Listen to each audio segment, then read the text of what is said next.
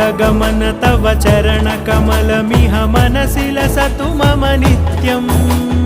गरुडगमन तव चरणकमलमिह मनसि लसतु मम नित्यम् मनसि लसतु मम नित्यम् मम तापमपाकुरु देव मम पापमपाकुरु देव मम तापमपाकुरु देव मम पापमपाकुरु देव